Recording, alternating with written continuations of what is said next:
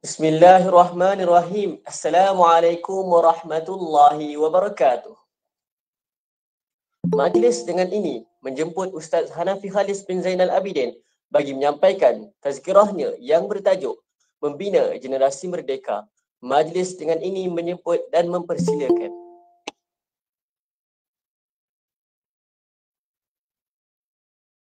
Assalamualaikum warahmatullahi taala wabarakatuh. Terima kasih kepada pengerusi majlis. Di sebelum kita memulakan majlis kita pada pagi ini, marilah sama-sama kita membaca Ummul Kitab untuk memberkati majlis kita pada pagi ini. Lin-Nabil Karim wa ala alihi wa sahbihi kiramil Fatihah. A'udzu billahi minasyaitonir rajim. Bismillahirrahmanirrahim. Alhamdulillahi rabbil alamin. Arrahmanir rahim. Maliki yaumiddin. إياك نعبد وإياك نستعين اهدنا الصراط المستقيم الصراط الذين أنعمت عليهم غير المغضوب عليهم ولا الضالين. بسم الله والحمد لله والصلاة والسلام على رسول الله محمد بن عبد الله وعلى آله وصحبه ومن والاه. Alhamdulillah, kita bersyukur kepada Allah Subhanahu wa taala kerana pagi ini kita bersama-sama dapat berkumpul, bahkan bersama-sama untuk kita menyambut hari di antara hari yang melambangkan kesyukuran umat manusia, yang terutamanya sebagai salah seorang rakyat Malaysia, yang hari ini adalah merupakan satu tarikh yang penuh bermakna bagi diri setiap rakyat Malaysia, dan terutama kita sebagai satu orang yang duduk di dalam bidang ilmu agama dan duduk sebagai menjadi satu orang rakyat Malaysia. Bahkan lebih kita diajarkan oleh Nabi Muhammad sallallahu alaihi wasallam di dalam bab mencintai tanah air, mencintai sejarah, menghargai pengorbanan dan mensyukuri apa yang diberikan oleh Allah Subhanahu wa taala daripada nikmat aman, dalam nikmat memelihara dan ketenangan yang Allah Subhanahu wa taala berikan kepada kita. Maka ia adalah suatu kewajipan untuk kita bersyukur kepada Allah Subhanahu wa taala, dan di antara kesyukuran yang kita panjatkan itu adalah di antaranya dengan memperingati dan merayakan dan membuat sesuatu peringatan supaya generasi yang seterusnya dapat mengetahui bahawa hari ini 16 September, Hari Malaysia, dan juga sambutan Hari Kemerdekaan yang jatuh pada 31 Ogos itu adalah merupakan tarikh yang perlu diingati walaupun kita tak sempat duduk pada tahun 1957 ataupun tahun 1963.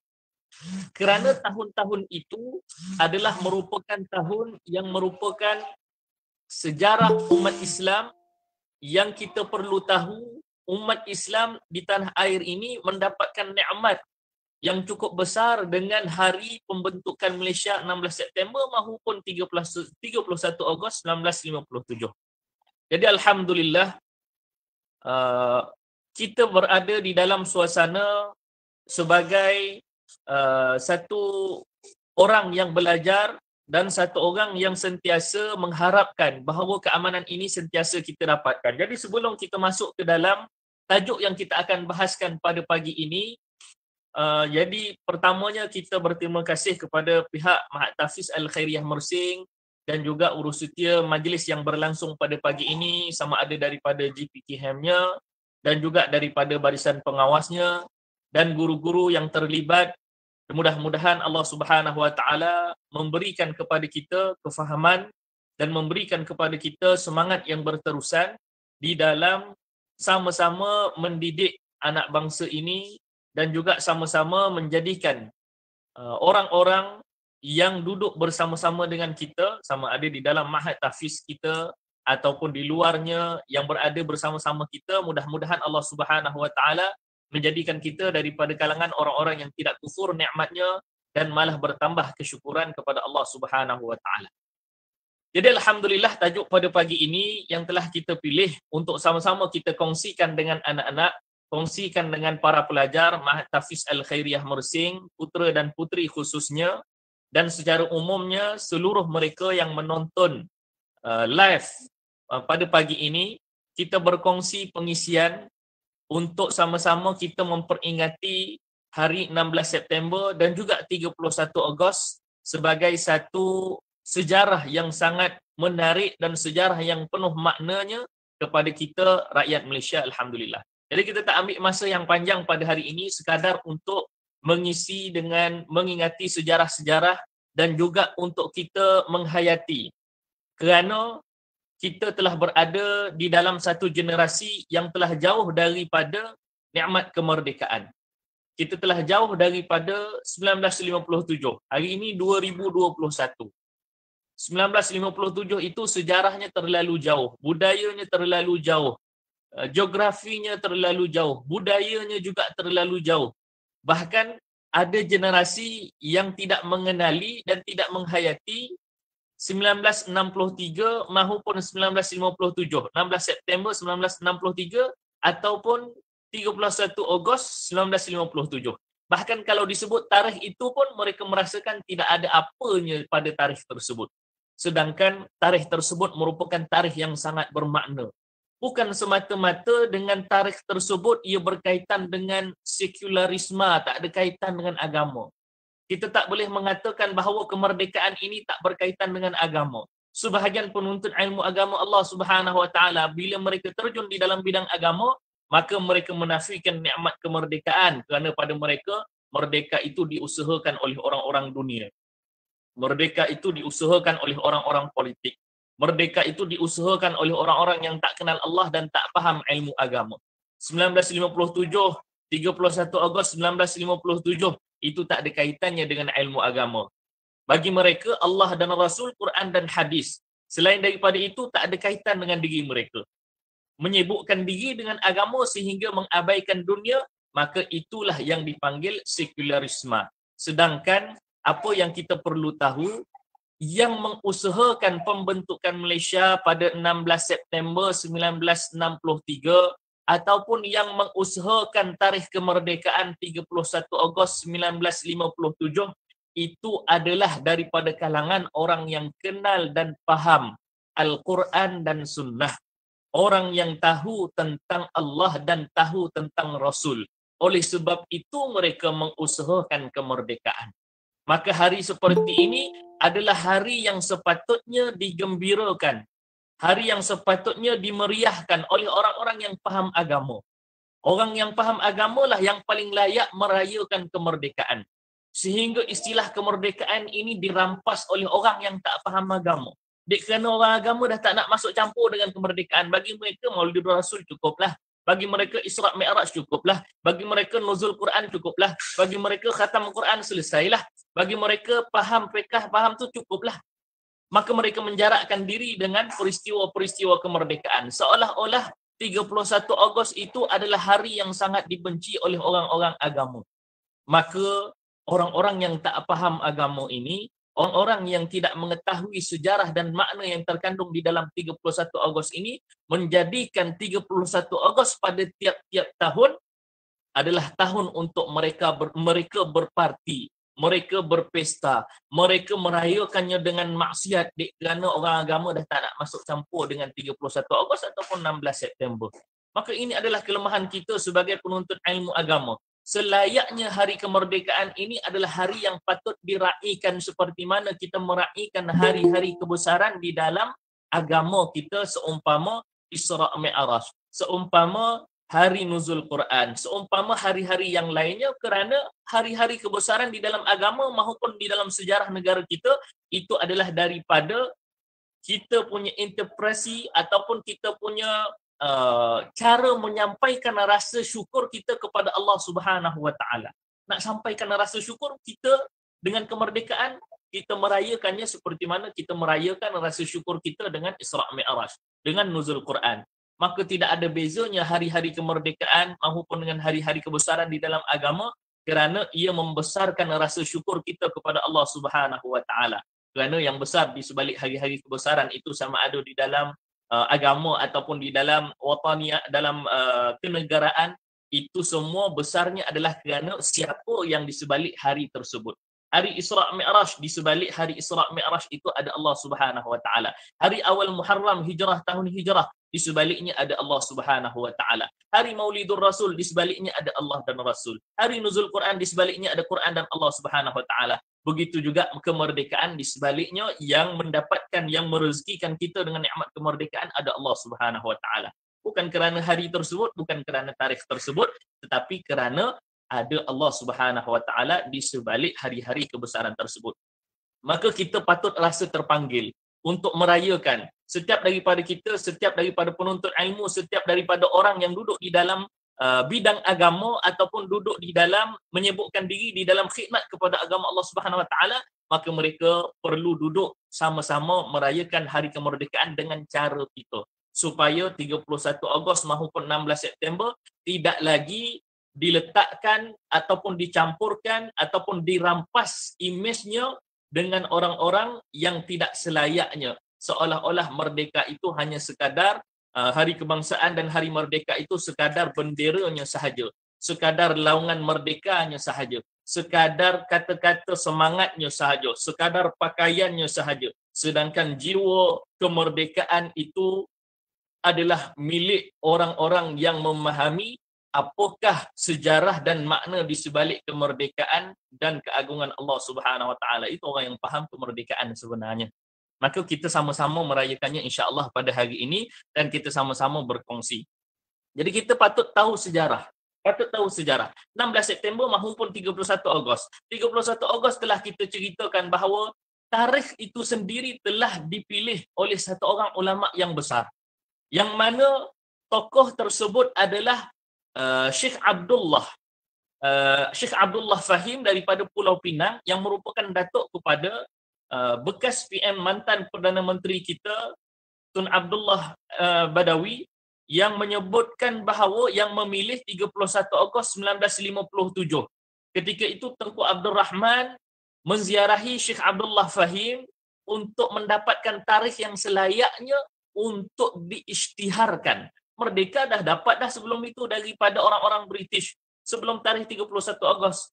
Tetapi nak pilih hari pengisytiharan itu adalah merupakan campur tangan daripada seorang ulama dan juga wali Allah Subhanahu wa taala.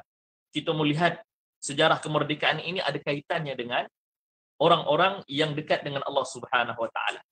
Sehingga tarikh tersebut dipilih oleh Syekh Abdullah Fahim dengan keilmuannya, dengan kedekatannya dengan Allah Subhanahu wa taala, sehingga memilih dan menasihati kepada Tunku Abdul Rahman untuk letakkan 31 Ogos 1957 sebagai tarikh pengisytiharan.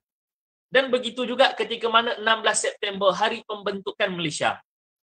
Hari pembentukan Malaysia itu satu orang wali Allah Subhanahu wa taala yang besar dan juga ulama Allah Subhanahu wa taala, ulama di dalam agama kita, namanya adalah Syekh Ahmad Said Linggi. Satu orang yang saleh, satu orang yang alim daripada Negeri Sembilan. Mufti Negeri Sembilan yang dipilih untuk membacakan doa selamat. Pada kita doa selamat ni imam lebay tak lebay, lekeh-lekeh kampung-kampung lah nak baca doa selamat, siapa-siapa pun boleh. Tetapi bagi orang yang faham keselamatan itu datang daripada Allah Subhanahu wa taala, maka mereka melihat doa untuk negara ini bukan doa untuk doa selamat kita balik daripada umrah haji, bukan doa selamat kita balik daripada musafir, bukan doa selamat kesyukuran cukur jambul dan sebagainya. Tak, ini untuk negara, satu benda yang besar. Nikmat aman yang kita dapatkan dengan pembentukan Malaysia pada 16 September itu berkaitan dengan negara Malaysia keseluruhannya. Yang mana kita tahu nak jaga family pun lebih susah. Nak jaga family ini pun susah, apatah lagi nak jaga negara. Nak menjaga satu kelas yang ada 30 orang, yang ada 10 orang tu cikgu dah pecah kepala nak tarik budak masuk dalam kelas, lagi kalau dah pakai internet sekarang, dah pakai online. Sekadar 10 orang pun dah pecah kepala, terlupa nak minta doa kepada Allah Subhanahu wa taala untuk bagi faham kepada anak murid supaya masuk dalam kelas. Anak murid pun terlupa bahawa kelasnya itu adalah kiriman daripada Allah Subhanahu wa taala untuk dia dapat ilmu dan dapat faham. Maka apatah lagi tentang sebuah negara. Perlulah lebih taqarrub, perlulah lebih muraqabahnya kepada Allah Subhanahu wa taala, lebih dekat dengan Allah Subhanahu wa taala, sebab Allah sahaja hakikatnya yang menjaga keamanan dan keselamatan di negara kita. maka orang yang membacakan doa selamat pada 16 September di hadapan Tunku Abdul Rahman pada 16 September sempena hari pembentukan Malaysia. Kenapa ada dua tarikh? Itu pun sejarah. Dua tarikh, yang pertama hari kemerdekaan. Hari kemerdekaan itu Sabah dan Sarawak termasuk Brunei dan Singapura tak termasuk dalam hari kemerdekaan 31 Ogos. Mereka masuk dalam Malaysia selepas perbincangan sehingga pada tahun 1963 tarikhnya 16 September diisytiharkan bahawa Sabah dan Sarawak barulah masuk ke Persekutuan Tanah Melayu, Persekutuan Malaysia pada ketika itu. Kemudian diikuti dengan Borneo, Brunei dan juga Singapura. Dan akhirnya ada beberapa sejarah yang kalau kita lihat, Singapura dan juga Brunei menarik diri daripada masuk dalam pembentukan Tanah Persekutuan Malaysia tersebut. Maka ini kena faham. Ini kita kena tahu bahawa pada hari tersebut 16 September ketika mana Sabah dan Sarawak sebelumnya tak berkait dengan Malaysia, mereka ada pentadbiran mereka sendiri. Akhirnya mengambil keputusan untuk bersama-sama dengan Malaysia, begitu juga Singapura pada ketika itu dan juga Brunei pada ketika itu untuk masuk di dalam Malaysia, sehingga 16 September itu dibacakan doa selamat oleh wali Allah Subhanahu Wa Taala, satu orang ulama, satu orang alim, iaitu Syekh Ahmad Sa'id Linggi, almarhum Syekh Ahmad Sa'id Linggi. Maka ini ada kaitan dengan orang agama. Kenapa orang agama diperlukan? Kenapa orang yang dekat dengan Allah Subhanahu Wa Taala diperlukan di dalam konteks negara? Kenapa kita nak menjarakkan? Kenapa kita menjadikan agama sebagai satu alasan untuk menjarakkan diri kita daripada perkara-perkara yang berkaitan dengan negara? Asal yang berkaitan dengan negara je, ini bukan bidang aku ni.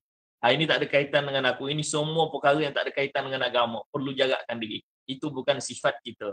Bahkan kitalah yang perlu bersama-sama dengan orang-orang yang ingin membangunkan negara, berkhidmat kita untuk membangunkan negara kita, mendidik anak bangsa kita, bersama-sama memajukan, menggerakkan negara kita, dengan sebab kita ini adalah orang yang mempunyai agama dan kitalah orang yang memahami kenegaraan yang sebenarnya. Hubbul watan minal iman, seperti mana yang disebutkan oleh Kiai Hashim Asy'ari. Nahdlatul Ulama menyebutkan, ini bukan hadis tetapi riwayat daripada para ulama bahawa menyatakan hubbul watan minal iman. Mencintai tanah air itu adalah sebahagian daripada iman. Ya betul. Kerana kalau bukan sebab kita cinta kepada negara, apa nikmat nak kita nyatakan syukur kita kepada Allah Subhanahu Wa Taala? Kalau kita tak cinta negara, mungkin hari ini tanah kita dah habis jual kepada orang-orang yang tak cinta kepada negara. Menyebabkan kita dah tak ada tempat untuk berkumpul, untuk melaksanakan, untuk mendirikan madrasah, mendirikan ma'had tahfiz, mendirikan masjid, mendirikan pusat-pusat wakaf, membantu kepada masyarakat dan sebagainya, menjana ekonomi umat Islam dan sebagainya. Semua itu kita lakukan adalah kerana kita telah mendapat kemerdekaan dan kerana Malaysia ini adalah daripada sebab usaha orang-orang yang kenal kepada Allah Subhanahu Wa Taala. Jadi kita tengok kepada perkataan. Di sini saya nak berkongsi kepada perkataan almarhum Dr. Siddiq Fazil. Dia kata di dalam sajaknya kemerdekaan daripada seorang guru tua. Bagi generasi yang semakin tidak mengerti, kata merdeka bak mantra hilang sakti. Sajaknya panjang, saya ambil perkataan, kongsikan perkataan yang cukup padat, cukup kita faham, kena dengan diri kita, iaitu bagi generasi yang semakin tidak mengerti. Tak mengerti ni, dia tak tahu sejarah, yang pertama, kerana sejarah ini memang hakikatnya mengantuk kalau kita belajar. Lagi kalau kita tak minat dengan sejarah, tak minat dengan cerita-cerita dan hikayat-hikayat. Bagi orang yang tak ada ilmu, ataupun paling senang bagi orang yang tak reti bersyukur lah. Paling mudah cerita, bagi orang yang tak reti bersyukur, maka dia adalah generasi yang tak mengerti tentang sejarah kemerdekaan, sejarah pembentukan Malaysia. Maka mereka itulah generasi yang tak mengerti. Dengan sebab mereka tak pandai bersyukur, mereka tak nak belajar sejarah.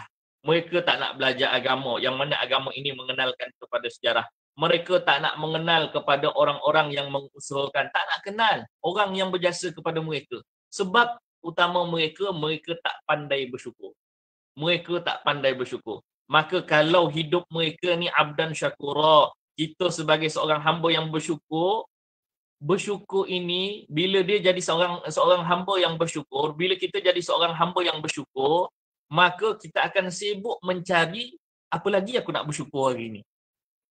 Orang yang pandai bersyukur, orang sebab itu Nabi SAW mengajarkan kepada kita satu doa yang cukup ringkas, tapi perlu diamalkan setiap fi kulli duburis salah, pada setiap habis salat. Habis salatnya ke doa ni. Itu yang diajarkan kepada Sayyidina Muaz bin Jabal. Apa doanya? Kata Rasulullah SAW, "Inni uhibbuka ya Muaz." Aku cinta kepada engkau wahai Muaz. Aku sayang kepada engkau wahai Muaz. Sayyidina Muaz sukalah, sebab yang mengatakan cinta kepada dia itu adalah orang yang dijanjikan syurga, orang yang menjadi penyelamat, orang yang menjadi panutannya dunia akhirat. Tak ada sebab dia nak masuk neraka dengan sebab Nabi Muhammad SAW dah nyatakan cinta kepada dia. Itu seronoknya Sayyidina Muaz bin Jabal. Maka Sayyidina Muaz bin Jabal dipesan oleh Rasulullah, selepas Rasulullah kata, aku cinta kepada engkau wahai Muaz, fala tatruk fi kulli duburi salah, jangan kau tinggalkan setiap kali hujung salat, itu selepas salat, dengan doa, Allahumma a'inni ala dzikrika wa syukrika wa husni ibadati. Ya Allah, tolonglah aku untuk ingat kepada engkau. Nak ingat Allah ni, Allah yang tolong. Itulah secara ringkasnya, maknanya begitulah. Walaupun syarahnya panjang lebar, tapi nak kata, ya Allah, tolong aku ingat kepada engkau. Sebab kalau engkau tak tolong aku ingat kepada engkau, nak sebut nama engkau pun aku lupa, ya Allah. Aku tak mampu. Jadi hakikatnya kalau kita sebut nama Allah, itu tandanya Allah dah ingat kepada kita dengan tolong kepada kita untuk zikir kepada Allah Subhanahu Wa Taala. Maka kalau kita tak berzikir, Allah tak sebut nama Allah, tak ada usaha untuk berzikir kepada Allah Subhanahu Wa Taala, tak ada usaha untuk ingat ini nikmat Allah Subhanahu Wa Taala, itu maknanya Allah yang tak nak ingatkan. Allah yang tak nak ingatkan. Berarti kita dah tak ada di dalam list nama yang Allah Subhanahu Wa Taala pandang. Kena hati-hati. Kemudian doa yang kedua, Allahumma a'inni ala dzikrika wa syukrika. Berterima kasih. Ya Allah, tolong aku untuk terima kasih kepada engkau, ya Allah. Untuk bersyukur kepada engkau, ya Allah. Jadi hakikatnya syukur kita ini adalah Allah Subhanahu Wa Taala punya pertolongan. Pertolongan daripada Allah Subhanahu Wa Taala. Jadi syukur itu, kalau Allah dah tolong, setiap harinya, setiap saatnya, dia mencari apa lagi boleh aku nak bersyukur hari ini. Setiap dia makan, oh ini kena bersyukur ni. Bersyukurnya itu bukan sebab dia dapat makan saja. Terima kasih ya Allah dapat makan. Bersyukurnya itu, oh ini orang yang abdan syakura. Orang yang bersyukur ni, dia bukan sekadar bersyukur, Alhamdulillah sebab dapat makan. Bukan. Alhamdulillah bukan sebab dapat makan semata-mata. Tapi dengan dapat kunyah, sudah syukur. Dapat makan, dapat makanan, itu dah syukur. Dapat kunyah dengan biasa, syukur lagi. Makanan tu dapat masuk, rasa sedap, syukur lagi. Makanan itu masuk dalam badan, syukur lagi. Makanan itu diproses tanpa ada kesilapan, tanpa sakit perut, syukur lagi. Kemudian dapat keluar dengan selamat, tak duduk lama-lama dalam perut. Dah jadi najis pun syukur lagi. Dan begitu juga bila dia melihat nasi itu ada di sebaliknya manusia yang mengusahakannya. Dia tengok di sebalik nasi itu ada petani. Ini sebab makan jangan makan saja. Syukur di dalam sebiji nasi itu sangatlah besar. Ini orang yang bersyukur. Maka jadi orang yang bersyukur untuk jadi generasi yang mengerti, yang faham. Jadi nak jadi generasi untuk kita jadi orang yang generasi yang mengerti, yang faham, mestilah kita ini yang pertama sekali pandai bersyukur. Pandai bersyukur ni luas maknanya. Nasi itu bukan sekadar syukur dapat makan, tapi syukur kerana di sebaliknya ada manusia yang mengusahakan. Ada orang yang susah di sebalik beras yang kita makan. Kita hari ni beli, dapat makan, tak perlu peluh-peluh. Di sebalik orang mengusahakan beras, ada petani yang hidupnya susah. Nak makan nasi pun payah, tetapi dia mengusahakan nasi untuk kita. Nak makan lauk pun payah, tapi mengusahakan lauk sampai kepada kita. Maka di sebaliknya ada siapa, di sebaliknya ada siapa, di sebaliknya ada siapa. Terbayang semua tu, petani, bawa lori, orang yang kutip beras, orang yang packing beras. Semua terbayang dalam kepala dia ketika dia nak bersyukur atas sebutir beras. Itu makna yang perlu kita faham. Begitu juga pada perkara-perkara yang lain. Itulah makna generasi yang mengerti. Kuncinya adalah syukur, terima kasih kepada Allah Subhanahu Wa Taala. Dan dia mencari-cari apa lagi syukur yang dia perlu lakukan pada hari tersebut, pada nikmat tersebut. Jadi generasi yang tak mengerti ini, kata merdeka bak mantra hilang sakti.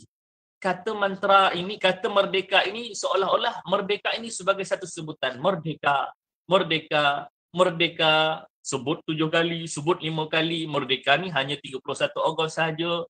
Merdeka ni bagi dia tidak ada jiwa ataupun tidak membayangkan apa di sebalik perkataan merdeka. Hanya sekadar mantra hilang sakti. Ibaratnya jampi-jampi. Mantra ni jampi-jampi lah.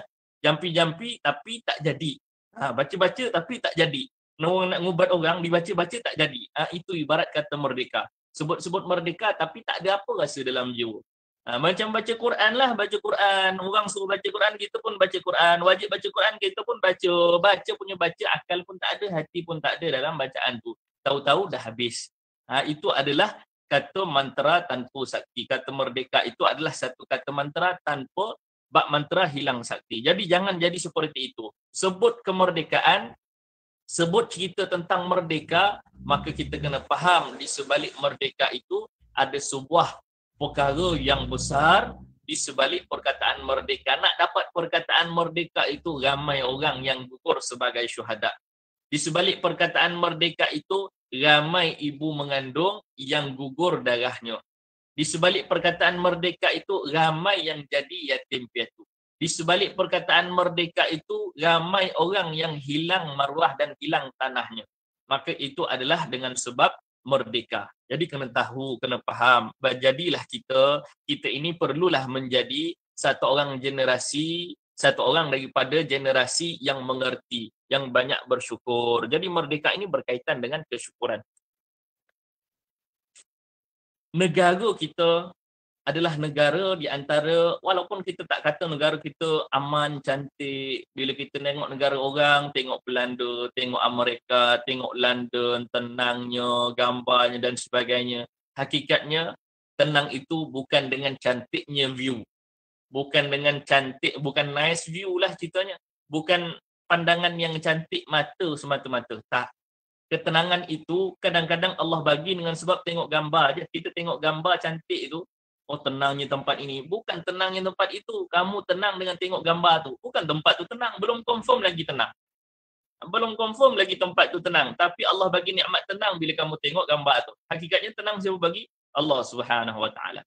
Berapa banyak kita berusaha untuk, hari ini ada budaya, nama dia budaya, apa nama dia? Reward diri. Budaya reward diri. Dah usaha banyak-banyak, maka belanjalah diri, puaskan diri. Pergi sana, melancong sini. Akhirnya Allah Subhanahu Wa Taala cari nikmat melancong. Tak dapat melancong, ramai bunuh diri. Tak dapat melancong, ramai tension. Tak bunuh diri pun, ramai yang tension. Ramai yang marah-marah, ramai yang jadi panas baran, ramai yang menyalahkan itu, menyalahkan ini.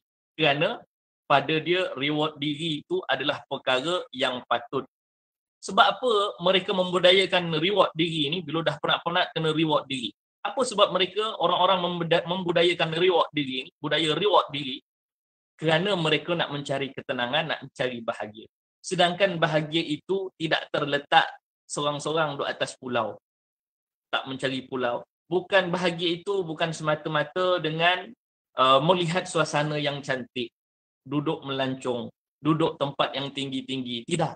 Bahagia itu duduknya di dalam hati. Ada orang dia sibuk dengan masyarakat. Ini Nabi Muhammad SAW, tengoklah kepada diri Nabi. Tengok pada diri Nabi. Apa saat yang Nabi melarikan diri? Kita nak kata Nabi reward diri kan? Kita nak kata reward diri kena ada. Kita tengok Nabi. Nabi ada tak reward diri? Apa cara Nabi reward diri? Adakah dengan pergi melancong?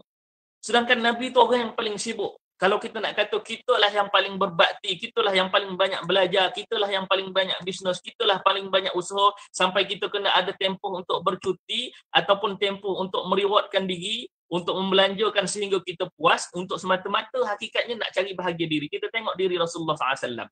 Apa kerehatan yang ada pada dirinya? Kerehatan Nabi Muhammad SAW hanya bersama dengan Allah Subhanahu Wa Taala. Hanya bersama dengan Allah Subhanahu Wa Taala. Nabi lepas melakukan mentadbir rakyatnya, mentadbir para sahabat, bersama dengan para sahabat, akhirnya reward diri Rasulullah SAW itu adalah di malam hari bersama dengan Allah Subhanahu Wa Taala. Tak ada dia cari padang pasir duduk seorang-seorang. Itu Nabi Muhammad SAW duduk seorang-seorang masa bila? Sayyidatina Aisyah meriwayatkan, Nabi SAW, cara Nabi SAW mereward diri selain daripada tahajud. Tahajud itu klise sangat. Nabi lah memang dah wajib tahajudnya. Itu dah memang klise, kita bukan Nabi. Jadi cara Rasulullah SAW nak reward diri antaranya adalah seorang-seorang. Kita take me time. Nama me time kan. Nabi SAW pun ada masa me time. Antaranya adalah waktu tahajud. Antaranya waktu lain adalah Nabi SAW, Sayyidatina Aisyah satu hari dia terjaga. Sayyidatina Aisyah terjaga, Rasulullah keluar daripada rumah pada waktu malam. Padahal sebelum tu Rasulullah bersama dengan Sayyidatina Aisyah, tidur bersama dengan Sayyidatina Aisyah. Kemudian Sayyidatina Aisyah terjaga. Rasulullah keluar, dia melihat Rasulullah keluar. Sayyidatina Aisyah pun ikut. Rasulullah pergi mana? Rupanya pada malam hari ini hadis yang sahih. Pada malam hari Rasulullah SAW duduk menziarahi perkuburan Al-Baqi'ul Gharqad, tanah perkuburan Baqi'. Nabi SAW duduk di tanah perkuburan Al-Baqi' pada malam hari untuk me time. Me time Rasulullah SAW itu adalah dengan mengingati kematian. Kalau tidak tahajud, menziarahi Baqi'. Kalau tidak menziarahi Baqi', dengan tahajud. Itu me time Nabi Muhammad SAW. Ketenangan Nabi Muhammad SAW. Jadi ini adalah perkara yang perlu kita usahakan, yang perlu kita faham untuk mendapatkan negara, untuk mendapatkan keamanan, keampunan Allah Subhanahu Wa Taala. Jangan sekadar memuaskan hati, jangan sekadar mencari kebahagiaan yang buta sebenarnya, yang tidak ada, yang palsu. Jadi cari kebahagiaan dengan pergi shopping di mall, cari kebahagiaan dengan itu, dengan ini, cari kebahagiaan, ketenangan dan sebagainya. Tidak. Bukanlah nak mengatakan reward diri itu salah, tidak. Tapi membawa diri, bagaimana nak reward diri. Jangan reward diri itu jadi sebagai satu kewajipan. Jangan me time itu sebagai satu kewajipan. Kerana kewajipan satu orang Muslim itu adalah berbakti dengan agamanya. Kewajipannya itu adalah berbakti dengan agamanya, dengan tanah airnya. Jadi baldatun tayyibatun wa rabbun ghafurur itu adalah Allah Subhanahu Wa Taala sebutkan dalam Al-Quran untuk mendapatkan negara yang Nabi Muhammad sallallahu alaihi wasallam berada di dalamnya. Itu ayat Al-Quran yang sangat panjang. Al-Quran bukan sangat panjang, panjanglah ayat Qurannya. Jadi ambil yang hujung sahaja. Baldatun tayyibatun wa rabbun ghafur. Ini negara yang kita nak, negara yang kita nak. Jadi dalam konteks negara yang kita nak ini, bukan dengan cantiknya view dan sebagainya, bukan dengan pemandangan yang cantik, bukan. Tapi negara yang baik itu, walaupun pemandangannya cantik, materialnya bagus, bangunannya elok, sistemnya bagus, itu adalah syarat sahaja. Itu adalah syarat sampingan sahaja. Syarat yang paling besar daripada itu adalah wa rabbun ghafur, mendapat pengampunan Allah Subhanahu Wa Taala. Kalau kita melihat sejarah peradaban manusia, Nabi Muhammad sallallahu alaihi wasallam punya peradaban. Nabi Muhammad sallallahu alaihi wasallam punya peradaban adalah peradaban yang sangat tinggi kemanusiaannya, sangat tinggi akhlaknya. Sehingga zaman Nabi Muhammad sallallahu alaihi wasallam kemanusiaannya itu melebihi zaman-zaman yang sebelumnya. Tetapi di dalam sejarah, dalam buku sejarah menulis bahawa peradaban sebelum zaman Nabi Muhammad sallallahu alaihi wasallam adalah peradaban yang agung. Peradaban Parsi, peradaban Rom, peradaban Kaisar dan sebagainya. Tengok kepada binaan-binaan mereka. Ada yang tak menggunakan paku, ada bangunan daripada gunung ditebuk sehingga menjadi satu bandar. Gunung menjadi bandar, dalam gunung itu jadi bandar, jadi kota. Penduduk Madian namanya. Gunung, Allah Subhanahu Wa Taala beri kekuatan kepada kaum Nabi Syuaib untuk kaum Madian, namanya kaum Madian, untuk menjadikan gunung sebagai sebuah kota. Dibuat rumah di dalam gunung tersebut, dijadikan bandar, ada pasar, ada kota, ada mahkamah dan sebagainya di dalam gunung. Peradaban yang sangat tinggi. Kalau kita tengok sejarah kota Rom, kota ini adalah satu kota yang sangat bersistem. Kalau kita tengok cerita, tak payah tengok cerita jauh lah, tengok cerita Doraemon kan, rumah orang Jepun. Dia punya suasana rumah, konsep rumah dia semua petak-petak dan ada jalan-jalannya kan. Jadi konsep itu sebenarnya telah dibuat oleh orang-orang Rom. Orang Rom sudah menjalani konsep tersebut. Telah buat sehingga peradaban mereka menjadi peradaban yang sangat tinggi. Tetapi peradaban mereka yang tinggi, view mereka yang cantik, kerana tak mendapatkan pengampunan Allah Subhanahu Wa Taala, kemanusiaannya hilang. mereka terkenal kaum-kaum Nabi Muhammad, kaum-kaum sebelum zaman Nabi Muhammad SAW, walaupun mempunyai sistem yang bagus, pembangunan yang bagus, pembinaan yang bagus, tetapi kerana tak mendapat pengampunan Allah Subhanahu Wa Taala, kemanusiaan mereka hilang. Kalau kita tengok sejarah raja-raja Parsi, raja-raja Rom, mereka berhubungan sesama adik-beradik, berkahwin sama adik-beradik, mak dan anak berkahwin, tak kenal kepada Allah Subhanahu Wa Taala dan tak mendapat pengampunan Allah Subhanahu Wa Taala. Bangunannya bagus tapi kemanusiaan hilang. Kemanusiaan hilang adalah kerana Allah sudah mengangkat keampunannya daripada tempat tersebut. Mereka mengabaikan para nabi yang diutuskan kepada mereka. Jadi Malaysia ini walaupun tak berapa semenggahlah dengan negara-negara yang lain yang kita tengok dalam gambar, tapi cukuplah kita mengusahakannya ataupun kita menjadikan diri kita sebagai satu orang yang mengusahakan di dalam negara ini untuk mendapatkan pengampunan Allah Subhanahu Wa Taala. Nak mendapatkan pengampunan Allah Subhanahu Wa Taala. Maka kita anak-anak, kita kena sentiasa mintakan ampun untuk Allah Subhanahu Wa Taala atas negara kita ini, atas nikmat negara kita ini. Jadi kalau orang lain mengusahakan negara dengan cara mereka, dengan membangunkan bangunan, dengan membangunkan sistem, dengan membangunkan politik, dengan membangunkan ekonomi. Jadi apa kita buat? Politik pun tak erti, ekonomi pun tak erti, ilmu pun tak berapa sangat. Nak cerita kontraktor bangunan, buat bangunan itu sini tak berapa sangat. Yang tahunya berniaga dapat duit. Yang tahunya berniaga online. Yang tahunya sikit-sikit lah TikTok sebagainya. Tapi kita perlu tahu bahawa kita ada usaha untuk menjadikan negara ini, untuk membangunkan negara ini, iaitu daripada sudut pengampunan Allah Subhanahu Wa Taala. Orang lain sibuk dia lah nak mengusahakan ekonomi, nak mengusahakan politik, yang mengusahakan bangunan dan sebagainya. Dan kita pun masih lagi di dalam mempelajari perkara-perkara tersebut sampai satu masa takdir Allah Subhanahu Wa Taala turun dan kita pun menjadi daripada bahagian orang yang mengusahakan bangunan, mengusahakan politik, mengusahakan ekonomi, insya-Allah satu hari nanti. Tapi untuk masa yang sekarang, usahakanlah untuk menarik pengampunan Allah Subhanahu Wa Taala. Menghafal Al-Quran dengan sungguh-sungguh, mengusahakan mempelajari Al-Quran sehingga faham, sehingga kita dapat menarik maghfirah Allah Subhanahu Wa Taala. Pengampunan Allah Subhanahu Wa Taala turun, maka negara menjadi aman. Jangan bayang bahawa kita hafal Quran untuk diri kita jadi imam selesai. Tak. Hafal Quran untuk negara aman. Kita hafal Quran hari ini, satu juzuk tak lepas, ulang balik semula. Diulang, baca salah lagi, baca balik semula. Itu semua adalah usaha untuk menarik maghfirah Allah Subhanahu Wa Taala. Jangan kecewa, jangan putus asa, kena marah dengan cikgu, kena marah sebab tak dapat-dapat, kena marah sebab tak ingat-ingat. Jangan ingat perkara itu tidak ada pandangannya di sisi Allah Subhanahu Wa Taala. Jangan ingat benda itu tak ada manfaat untuk negara. Tak. Apa yang kamu buat sekarang, anak murid yang buat sekarang, orang-orang pelajar tahfiz yang buat sekarang, menghafal Quran, mempelajari ilmu dan sebagainya, ini adalah usaha untuk mendapatkan maghfirahnya Allah Subhanahu Wa Taala di dalam sama-sama membangunkan negara kita mendapatkan aman. Jadi saya suka untuk berkongsi, Ustaz suka untuk berkongsi pada hari ini sebuah hadis Nabi SAW. Ini tajuk hari inilah. Sekadar berkongsi pada hari ini, tak lama insya-Allah.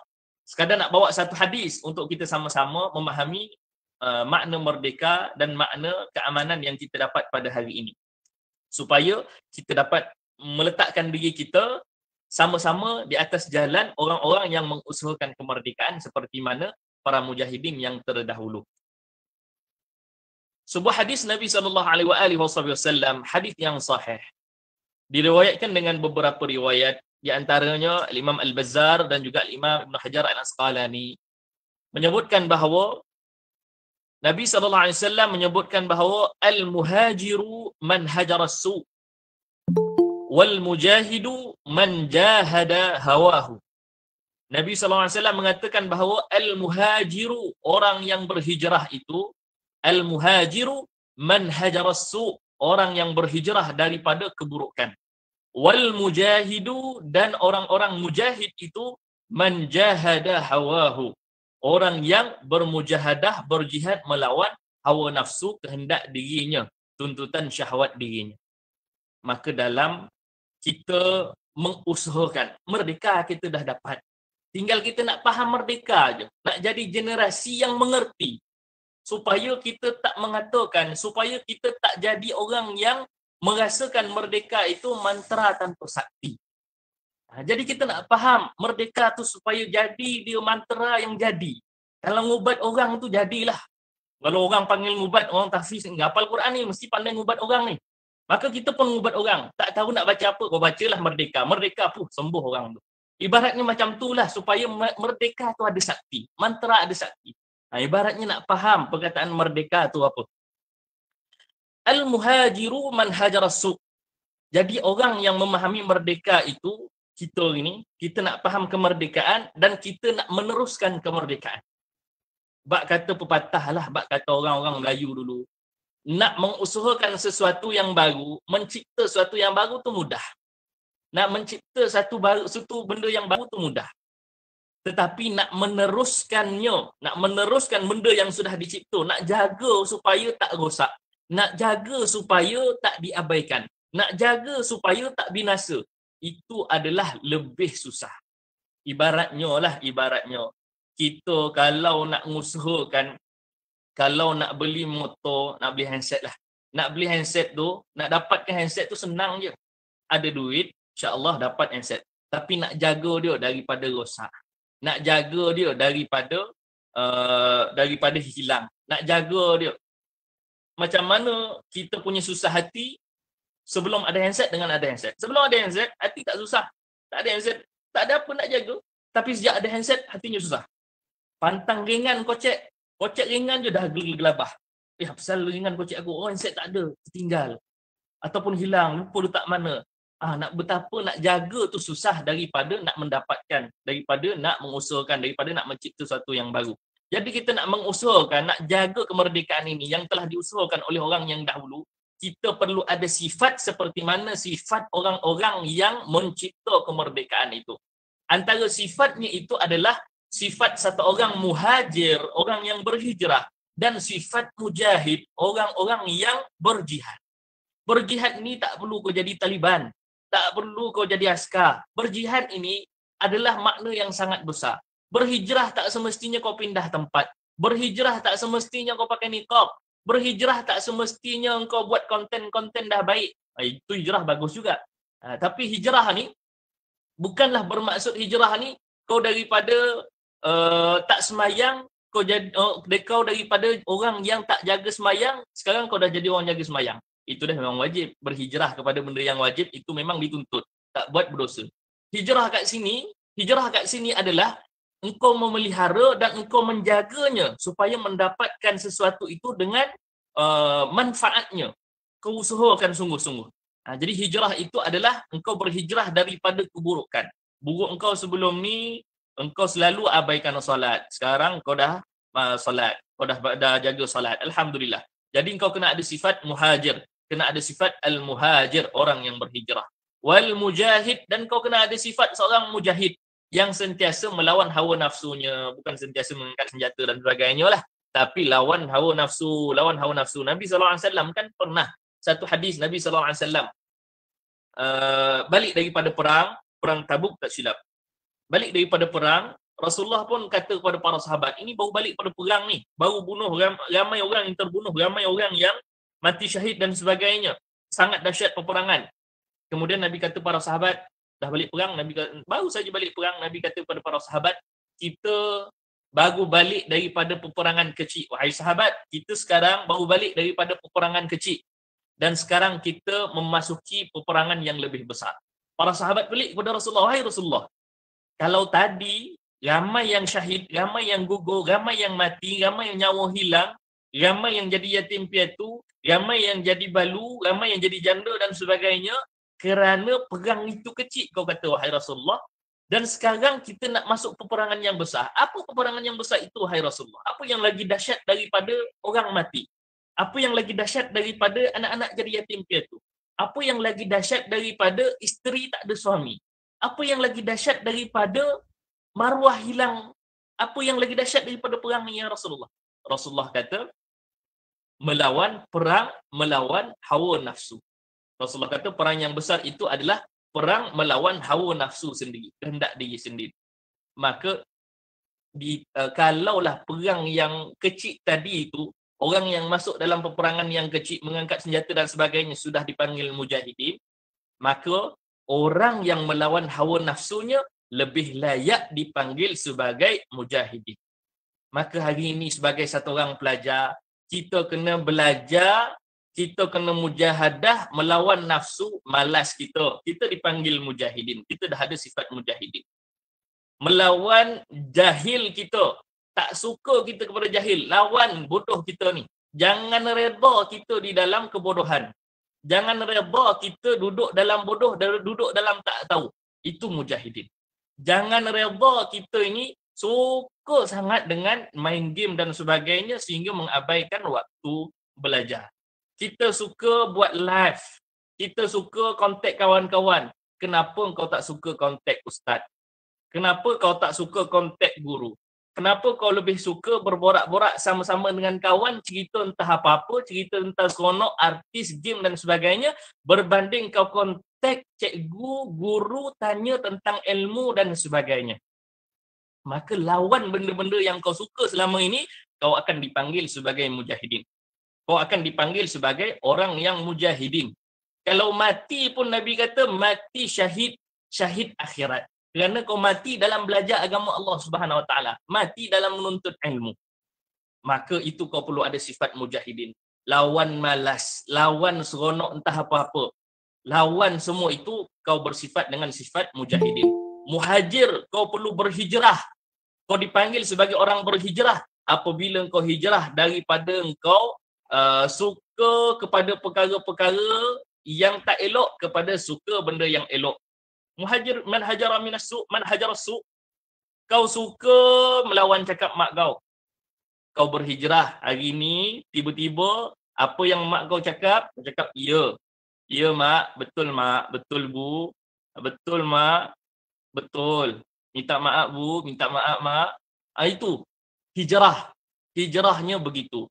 Bukan sekadar berhijrah daripada TikTok kau selama ni kau tak pakai niqab, tiba-tiba TikTok kau pakai niqab. Itu bukan hijrah nama dia. Itu seronok diri.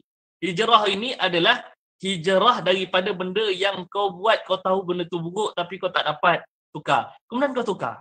Maka itulah hijrah yang sebenar. Kena ada sifat muhajir.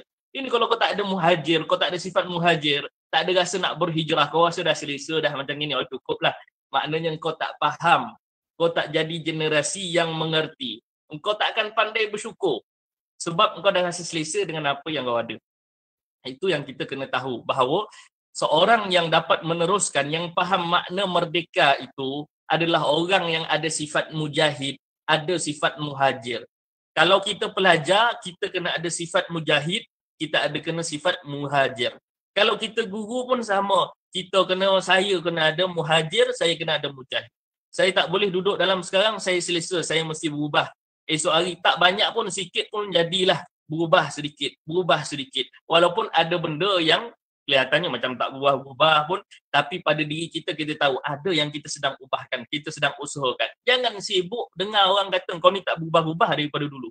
Kalau kau tahu ada benda yang sedang kau usahakan untuk berubah, abaikan perkataan orang. Abaikan kata-kata orang, kau ni tak berubah-ubah daripada dulu. Kalau kau tahu kau sedang berusaha untuk mengubah, insya-Allah Allah akan tolong bab-bab yang lain. Allah akan tolong kau berubah. Allah akan hijrahkan kau. Jadi kena ada sifat, ada ndak lah. Kena ada nak hijrah, kena ada azam. Jadi kita kena tengok sifat-sifat orang yang mujahid dan orang yang muhajir. Kita kongsi laju sikitlah insya-Allah. Muhajir. Kita ambil yang muhajir dulu, orang yang berhijrah. Ada satu kisah sampai seseorang itu dipanggil Al-Muhajir. Al-Muhajir ini gelaran yang cukup besar. Kalau kita tengok sekarang, ada budaya Al-Habaib, ada budaya Habib-Habib kan, ada budaya Arab Yaman, bakar bakhur, pakai jubah lapis, pakai suban lapis dan sebagainya. Orang yang menghidupkan sunnah Nabi Muhammad sallallahu alaihi wasallam. Para habaib lah contohnya, Habib-Habib, sehingga kita sibuk nak menyandarkan diri kita kepada mereka dengan pakaian kita, dengan seruban kita, dengan cakap kita, dengan kepahaman kita. Maka itu bukan satu masalah. Alhamdulillah, itu tandanya cinta kepada Nabi Muhammad sallallahu alaihi wasallam. Ini nak cerita nama Al-Muhajir. Mereka itu, para habaib, adalah mereka yang datang daripada Hadramaut, Yaman. Mereka bernasabkan kepada Sayyidina Hussein Al-Imam Hussein radhiyallahu anhu. Sayyidina Hussein ada satu orang cucu, yang cucunya ini dia duduk, cucu Nabi lah, kalau Sayyidina Hussein dah cucu Nabi, cucu kepada Sayyidina Hussein pun keturunan Nabi lah. Asalnya duduk di Iraq. Asalnya duduk di Iraq. Kerana Iraq ini sangat berkecamuk masalah politiknya. Kalau kita kaji sejarah Iraq ni, daripada dulu memang mempunyai konflik yang berterusan. Maka Iraq ini tempat orang berebut kuasa. Tempat orang sehingga mengabaikan Allah Subhanahu Wa Taala. Sehingga jadi fitnah pula kalau orang ingat kepada Allah. Iraq satu masa dulu sehingga kan orang yang pegang tasbih jadi fitnah. Orang yang sebut nama Allah jadi fitnah. Orang yang baca Quran jadi fitnah. Orang yang mengasingkan diri untuk semata-mata dengan Allah SWT jadi fitnah. Maka akhirnya cucu kepada Imam Hussein ini, cucu keturunan Rasulullah SAW, namanya Al-Imam Ahmad bin Isa. Al-Imam Ahmad bin Isa, dia bawa ahli keluarganya daripada Iraq pindah ke Hadramaut. Pindah ke Yaman, Hadramaut. Buka tanah di Hadramaut. Sehingga berhijrah. Sehingga kan dia dipanggil sebagai Ahmad bin Isa Al-Muhajir. Kerana dia orang yang pertama berhijrah ke Hadramaut. Al-Muhajir. Hijrahnya bukan sekadar hijrah tempat, tetapi hijrah untuk mengekalkan iman. Hijrah untuk mengekalkan iman. Maka hijrah kita adalah untuk menambahkan iman. Untuk menambahkan iman. Kerana nak kekal apa? Iman kita kurang kan? Tambah iman. Hijrah kita untuk menambahkan iman. Jadi kita juga boleh dipanggil sebagai Al-Muhajir. Usaha sehingga kita dapat gelaran Al-Muhajir. Al-Muhajiru ilallah. Berhijrah kepada Allah Subhanahu Wa Taala. Muhajir ilallah. Berhijrah kepada Allah Subhanahu Wa Taala. Jadi Imam Ahmad bin Isa Al-Muhajir ini adalah induk ataupun moyangnya bagi para habaib yang kita kenali sekarang. Al-Imam Ahmad bin Isa Al-Muhajir. Jadi sebab Imam Ahmad, kalau kita tengok kenapa keturunan Al-Habaib, para habaib ini mereka penuh dengan mahabbah, cinta, sayang, kasih. Nak tengok para habaib ni marah pun susah. Kalau marah pun kita tetap sayang, kita tengok dia marah sebab sayang. Cinta mereka sangat besar sehingga kita merasakan aman duduk dengan mereka. Senang kita nak meniru mereka, senang kita nak ikut mereka, senang kita nak duduk dalam suasana mereka. Apa sebab? Kerana mereka tu al-muhajiru ilallah. Hijrah kepada Allah Subhanahu Wa Taala. Apa yang mereka buat? Kena Allah Subhanahu Wa Taala. Jadi muhajir ini kena ada apa? Muhajir ini nak jadi satu orang muhajir, nak jadi satu orang yang berhijrah kepada Allah Subhanahu Wa Taala, dia perlu ada sedar. Nak hijrah daripada malas membaca Quran, malas merajaah, malas hantar tasmid dan sebagainya, kena ada sedar. Sedar aku ni banyak kurang. Sedar aku ni tak cukup lagi. Sedar aku ni patutnya dah begini, tapi tak cukup-cukup lagi, tak sampai-sampai lagi begini. Kena ada sedar, kena ada sedar. Kalau tak sedar tak boleh buat apa lah. Jadi sedar ini adalah taufik daripada Allah Subhanahu Wa Taala. Minta taufik daripada Allah. Minta taufik daripada Allah. Kerana taufik ni lah yang menjadikan kita sedar apa yang kita kurang. Kemudian kena ada azam. Kena sungguh-sungguh ada azam. Azam yang tak boleh dipatahkan. Kata pepatah Arab, azam satu orang lelaki boleh meruntuhkan gunung. Itu makna dia lah. Makna dalam bahasa Melayunya. Azam satu orang rijal, satu orang lelaki kalau dia dah berazam, dia boleh menghancurkan, boleh meratakan gunung. Ini azam, kena ada azam yang kuat. Azam sehingga kita boleh dapat apa yang kita nak. Kedua, kawan. Kena ada kawan berteman. Kena ada kawan, kena berteman. Ambillah konsep hijrah Nabi Muhammad SAW. Nabi hijrah pun ada sahabat Sayyidina Abu Bakar As-Siddiq. Kau kalau berhijrah tak ada kawan, penat kau. Kau rasa, cukuplah ni. Sebab tak ada orang nak ingatkan kau. Kalau kau berhijrah, tak ada kawan yang ingatkan kau. Masih perlu tambah lagi hijrah ke? Dah cukup setakat ini ke? Kena gerak lagi ke? Kena break sikit ke? Kena ada kawan. Kena ada kawan ingatkan. Itu sebab Nabi SAW berhijrah bersama Sayyidina Abu Bakar As-Siddiq. Sama-sama berteman. Jadi hijrah ni kena ada kawan. Carilah kawan. Cari kawan. Walaupun asalnya kita tak suka kawan tu. Tapi kalau nak berhijrah, cari kawan. Cari kawan. Supaya dapat mengingatkan kita. Kawan tu tak alim pun tak apa, tak beramal banyak pun tak apa, tapi kawan yang berani tegur kita, waktu kita salah. Jangan cari kawan yang kalau kita buat salah, dia betulkan. Dia kata, ya ni. Dia betulkan tu maksudnya, kalau kita buat salah, dia kata, kau buat betul ni. Macam tu. Jangan cari kawan yang macam tu. Jangan cari kawan, waktu kita buat salah, dia kata, kau buat betul ni. Jangan. Cari kawan yang kalau kita buat salah, dia berani tegur kita. Itu kawan sebenar. Hatta musuh. Yang berani tegur kita hanya musuh saja. Kawan-kawan lain semua, ya, kau buat betul ni, teruskan buat betul ni. Kau tak pernah buat salah, kau tak pernah buat silap lah, kau ni bagus, kau ni alim. Itu bukan kawan namanya, hakikatnya musuh. Tapi kalau kau dapat musuh, yang musuh ni sibuk melondehkan kelemahan kau. Musuh ni sibuk dia londehkan kelemahan kau, dia cakap kelemahan kau begini, musuh itu lebih baik daripada kawan kau yang tak pernah cakap kau salah. Musuh itulah hakikatnya kawan. Carilah kawan. Cari kawan yang dapat menegur kita waktu kita salah ataupun yang dapat membukakan kelemahan kita. Ni kau lemah ni. Kalau kawan tak buka kelemahan kita, tak tunjuk pada kita, kau ada lemah ni, kau kena berubah. Itu bukan kawan lah. Kawan ni pun boleh jadi juga guru. Kena ada guru lah. Istiqamah. Kena istiqamah, konsisten. Al-istiqamah khairu min al-fikaramah. Kata para ulama, istiqamah ni lebih baik daripada 1000 karamah. Kau ada keramat apa pun, kau ada power apa pun, tapi kalau kau tak istiqamah, tak power. Tak power. Kalau kau dapat amalan banyak-banyak pun, tapi kau tak pernah istiqamah, tak power, tak ada apa. Istiqamah. Istiqamah itu power. Yang ke 1, 2, 3, 4, 5, 6. Yang ke-5 dan ke-6 ini sekali lah. Kau kena ada takut kepada Allah, takut kepada azab Allah, supaya kau sentiasa nak berhijrah. Kena takutlah. Kena takut kepada neraka Allah SWT. Tu ingat, waktu kau cukuplah ni, ataupun penat betul lah hijrah, tak apalah kalau patah balik yang dulu-dulu, buatlah perkara yang dulu-dulu, malaslah balik semula, seronoklah balik semula. Maka kau kena ada takut. Ingat, takut kepada neraka Allah, takut kepada azab Allah, takut dengan buruknya jahil, takutnya musibah. Maka kena takut supaya kita sentiasa kekal dalam hijrah. Yang seterusnya adalah harap kepada Allah Subhanahu Wa Taala. Kita berharap kepada Allah Subhanahu Wa Taala. Jadi harap kepada Allah Subhanahu Wa Taala, ya Allah, kau tolonglah aku. Harap dengan syurga Allah Subhanahu Wa Taala, harap dengan redha Allah. Itu sifat muhajir. Muhajir kena ada sifat ini. Kemudian sifat mujahid. Mujahid perlu ada futuwah, kena ada semangat. Futuwah ni semangatlah. Mujahid perlu ada orang yang berjihad, kena ada semangat. Azam tadi orang mujahid, orang muhajir saja. Orang muhajir kita pun kena azam, tapi azam kita dah jadi semangat. Itu semangat kita. Jadi mujahid, kita dah jadi orang yang berjihad, nak lawan hawa nafsu kita, nak lawan malasnya kita, nak lawan kepada ajakan kawan-kawan. Mujahid ni, waktu mujahid ini kebiasaannya waktu muhajir ada kawan, waktu berhijrah kita ada kawan.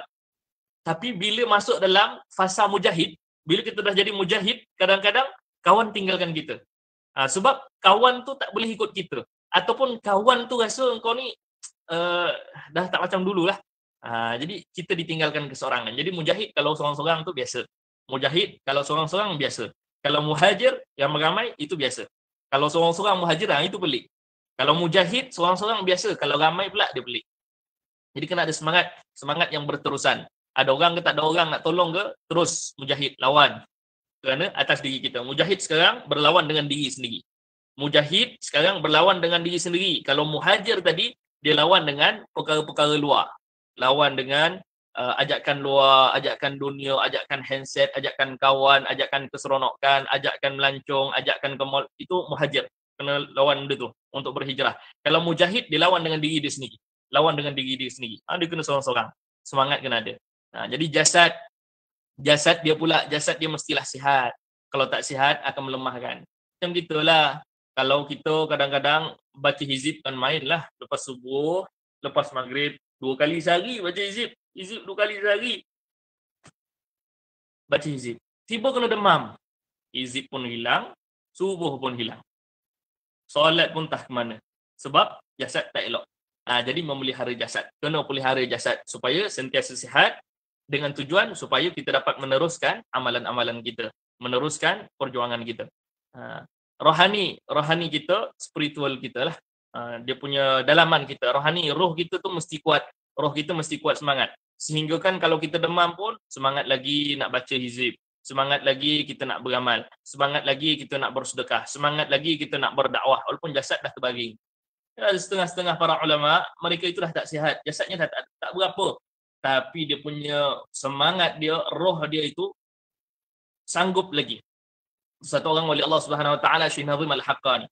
Apabila disebutkan dia orang yang sangat udur, tua. Apabila disebutkan nama Nabi Muhammad sallallahu alaihi wasallam, dia diri. Walaupun pada waktu lain dah tak mampu nak diri, tapi kerana cintanya, rohnya itu dengan Nabi Muhammad sallallahu alaihi wasallam sangat cinta, sangat dekat. Sangat kenal Nabi Muhammad sallallahu alaihi wasallam, maka menyebabkan dia mampu untuk berdiri. Daripada uzur, mampu untuk berdiri. Ini kadang-kadang dah tua, sakit orang kita lah. Dah tua, sakit. Tapi bila bab tanah kau ni orang nak ambil, terus bangun. Terus terjaga. Sebab dia punya roh dekat dengan tanah rupanya. Dekat dengan harta, dekat dengan dunia. Marah betul dia. Roh dia kat situ pula jasad. Kalau sebut nama Nabi Muhammad SAW, tapi baring je. Tak sedar apa pun. Tapi bila sebut harta kau ni nak kena rampas ni, bangun dia, marah dia. Rohani kena kuat. Ini mujahid. Pendekar-pendekar kita perlu macam tu. Mujahid kita ada sifat macam tu. Dia rohani mesti kuat, semangat mesti kuat. Macam guru lah, sifat satu orang guru. Sakit macam mana pun dia nak mengajar juga. Rohani dia kuat. Jasad dia tak kuat, tapi rohani dah kuat. Nak mengajar. Semangat, futuwah dia ada, rohani dia kuat nak mengajar lagi. Nak menyampaikan lagi. Cerita. Tak ada apa. Kemudian ilmu, mestilah ada ilmu. Mujahidin kena ada ilmu. Kalau tak ada ilmu, dia jadi tertipu dengan apa yang dia perjuangkan. Dia rasa elok dah aku berjuang ni. Tapi kalau tak ada ilmu, sebenarnya dia tak berjuang pun. Sebenarnya dia berjuang benda yang salah. Kemudian ada cinta terhadap apa yang dia perjuangkan. Kalau perjuangkan kemerdekaan, dia kena cinta kepada merdeka. Kalau dia perjuangkan agama, dia kena ada cinta kepada agama. Kalau dia perjuangkan Quran, dia kena ada cinta kepada Quran. Dan seterusnya, ini sifat yang paling wajib untuk mujahidin, iaitu berjaga malam. Man talaba, sesiapa yang menuntut kepada man talabal ulya, barang siapa yang menginginkan nak ketinggian. Orang mujahidin kerja dia nak tinggi je. Siapa man talabal ulya, siapa yang nak tinggi, nak ketinggian, sahar layali, maka dia kena berlayar pada waktu malam. Dia kena bangun malam. Waktu orang tidur, dia kena bangun. Doa kepada Allah SWT, merintih kepada Allah SWT. Dia kena menangis, doa kepada Allah SWT. Kena bercakap dengan Allah SWT. Apa yang dia nak, apa yang dia lemah, mengadu kepada Allah SWT. Ini kalau jadi mujahidin, bukan main pumpang semangat itu, semangat ini, tapi bangun malamnya tak ada. Itu saya cakap saya lah. Bangun malamnya tak ada. Jadi kena ada bangun malam lah. Kena ada bangun malam. Bangun malam ni kunci yang penting untuk satu orang mujahidin. Bahkan orang-orang yang mujahidin ni, apabila mereka tak bangun malam, mereka akan menganggap kalau ada kejayaan pada hari tersebut, kalau ada berlaku kejayaan pada hari tersebut, pada hari dia tak bangun malam, ataupun pada adat dia tak bangun malam, tetapi dapat lagi kejayaan, maka kejayaan itu dia merasakan adalah istidraj daripada Allah SWT. Kerana dia risau. Aku tak bangun malam lama dah ni, tapi Allah bagi je apa yang aku nak. Allah bagi je kejayaan. Ini betul ke Allah bagi ni nak dekatkan aku dengan Allah? Kejayaan yang Allah bagi ni nak bagi aku dekat dengan Allah ataupun nak jauhkan aku daripada Allah? Jadi risau begitu. Dia kena ada risau begitu. Orang mujahidin risaunya begitu. Dia risau kalau kejayaan yang dia dapatkan tanpa bangun malam adalah istidraj daripada Allah Subhanahu Wa Taala, bukan kejayaan yang sebenar. Dia takut itu adalah kejayaan yang menjauhkan diri dia daripada Allah Subhanahu Wa Taala. Itu sebab dia kena jaga malam. Sebab jaga malam ini dia akan merasakan, ini betul lah kejayaan ini memang patut, memang patut. Kejayaan ini insya-Allah ada barakahnya, ada berkatnya, mendekatkan aku dengan Allah, sebab aku tak lupa untuk berhubung dengan Allah pada tiap-tiap malam. Sebab Allah masih lagi panggil aku, bangunkan aku untuk berjaga malam, untuk tahajud, qiyamul lail dan sebagainya. Kena ada jaga malam. Mujahidin kena ada jaga malam. Orang yang menghafal Quran, orang yang belajar agama dan sebagainya kena ada jaga malam. Sebab ada mujahidin. Sifat mujahidin kena ada jaga malam. Kena ada jaga malam dan bimbang kalau dia dapat kejayaan tanpa ada jaga malam. Dan yang terakhir, insya-Allah yang terakhirlah ni, kestabilan diri bagi satu orang muhajir dan mujahid. Dia kena stabilkan. Orang yang mujahid, orang yang muhajir, dia kena ada kestabilan antara akal, emosi dan jiwa. Akal, dia kena ada ilmu. Dia kena ada ilmu. Jadi ilmunya itu tidak boleh melebihi emosi dia. Tidak boleh melebihi emosi dia. Bila ilmu dia melebihi emosi dia, maka dia akan ilmu sahaja. Semangat tak ada. Semangat nak memperjuangkan apa yang dia belajar tak ada. Ilmu sahaja. Semangat untuk, contohnya, orang yang belajar mekanik kan. Orang yang belajar mekanik ni, repair. Tapi dia belajar saja. Belajar maka bila emosi dia tak ada, dia akan kurang rasa nak membantu orang punya masalah pula. Sebab emosi dia tak ada. Dia merasakan aku belajar ni untuk aku buat begini. Maka bila aku dibayar begini, aku hanya buat begini saja. Aku tak boleh buat lebih. Aku tak boleh buat lebih. Sebab itu ilmu dia. Dia rasa itu ilmu dia. Tapi kalau orang yang stabilkan antara emosi, dia ada ilmu dan dia akan gunakan ilmu dia. Kesian kepada orang ni, dia tolong orang ni. Begitu. Dia kena stabilan. Kekuatan akal, kekuatan emosi dan kekuatan jiwa. Jiwa itu rohani lah. Rohani kena kuat. Rohani kena kuat. Ada beberapa ibarat contoh lah.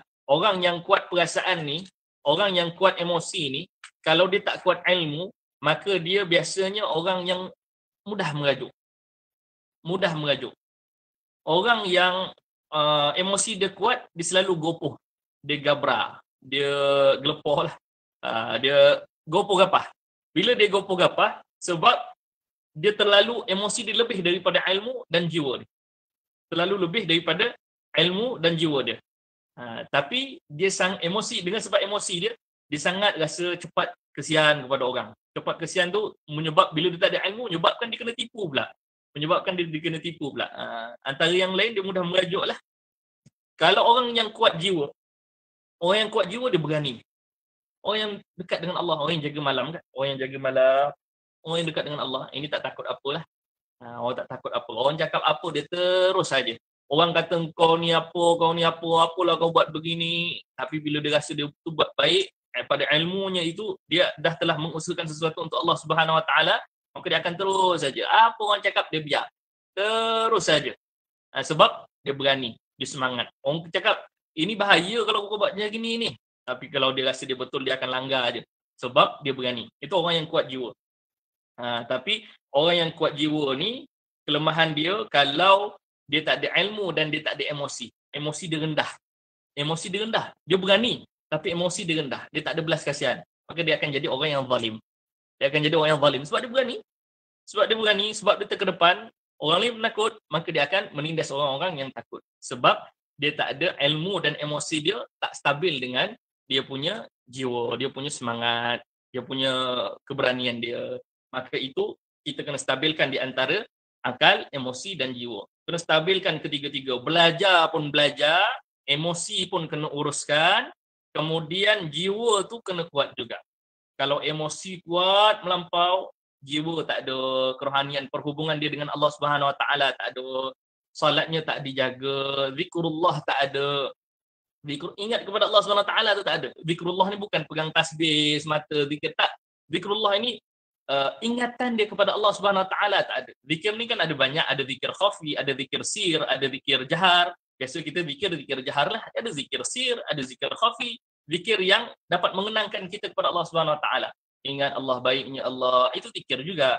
Jadi kalau dia emosi kuat, zikirnya tak ada, ingatannya kepada Allah Subhanahu Wa Taala tak ada, ilmunya rendah, bila kena dengan situasi seperti kita dapat sekarang, situasi beginilah, pandemik COVID ni menyebabkan ramai yang cepat marah, ramai yang cepat terasa hati, ramai yang bunuh diri, ramai yang sakit hati, marah-marah dan sebagainya kerana emosi terlebih. Jadi kena stabilkan antara ketiga-tiga ini. Kalau dalam bahasa psikologinya, IQ, EQ, SQ. IQ, kekuatan akal, kekuatan emosi, EQ, kekuatan jiwa adalah SQ, spiritual. Jadi ini yang perlu distabilkan antara muhajir dan mujahid supaya kita sama-sama dapat mengerti apa makna kemerdekaan di dalam diri satu orang pelajar yang ada sifat muhajir dan mujahid. Jadi bersyukurlah kita atas nikmat ini, kerana kalaulah bukan kerana nikmat kemerdekaan ini, maka tak mungkin kita dapat hafal Quran pada hari ini. Nak pegang Quran pun tak boleh. Sebab merdeka tak ada. Nak pegang, mana sempat orang yang mengusulkan merdeka, pendekar-pendekar dahulu, mereka Quran hafal. Mereka Quran tak sempat dah pegang Quran. Sebab sibuk. Hafal Quran, baca Quran tu dah tak sempat pegang Quran. Apa yang terbaca, baca je lah. Sebab sibuk mereka. Tetapi hari ini kita tak disibukkan dengan penjajah. Kita tak disibukkan dengan kemerdekaan dan sebagainya. Kita sudah dapat keamanan. Maka bersyukur. Dapat hafal Quran, sungguh-sungguh hafal Quran. Dapat belajar ilmu, sungguh-sungguh belajar ilmu. Dapat kita hari ini kalau kita tak ada guru, tak ada orang yang nak kejar kelas online kita, tak ada orang nak cari kita. Tapi kita ada guru. Kalau kita tak datang, guru tanya kenapa kau tak datang. Kemudian kalau betul kau ada sebab tak datang, guru akan bagi ini apa yang kita belajar semalam, kau tak datang, kau ambil ni, kau baca ni. Kalau tak faham tanya.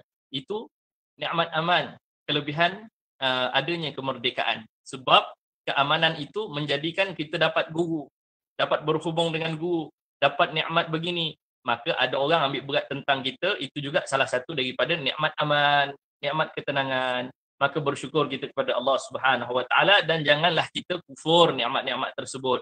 Jangan kufur, jangan marah-marah cikgu kalau ambil berat kepada kita. Jangan marah-marah kalau ada orang ambil berat kepada kita. Kerana itu adalah daripada sebab kita kufur dengan nikmat Allah Subhanahu Wa Taala. Jadi itulah sekadarnya pada hari ini. Mudah-mudahan kita dapat menjadi satu orang yang ada sifat muhajir dan mujahid dalam diri kita pada hari ini. Sama-sama kita menghayati makna merdeka dan makna pembentukan Malaysia supaya ia menjadi satu kesedaran dalam diri, supaya dapatlah kita mengejar keampunan Allah Subhanahu Wa Taala, menjadikan diri kita daripada kalangan orang yang mengusahakan keampunan Allah Subhanahu Wa Taala, insya-Allah. Aku liqauli hadza wa astaghfirullah li wa lakum wa billahi taufiq wal hidayah. Assalamualaikum warahmatullahi taala wabarakatuh. Waalaikumsalam warahmatullahi wabarakatuh. Terima kasih diucapkan kepada Ustaz Muhammad Hanafi Khalis bin Zainal Abidin atas tazkirah beliau. Diharapkan kepada seluruh pelajar supaya dapat mengambil kebaikan dan manfaat daripada setiap tutur baik Ustaz sebentar tadi. Baiklah hadirin sekalian, majlis akan ditangguhkan sementara waktu bagi memberikan laluan untuk berehat sebentar. InsyaAllah kita akan bertemu semula untuk majlis penutupan pada jam 10.30 pagi. Assalamualaikum warahmatullahi wabarakatuh.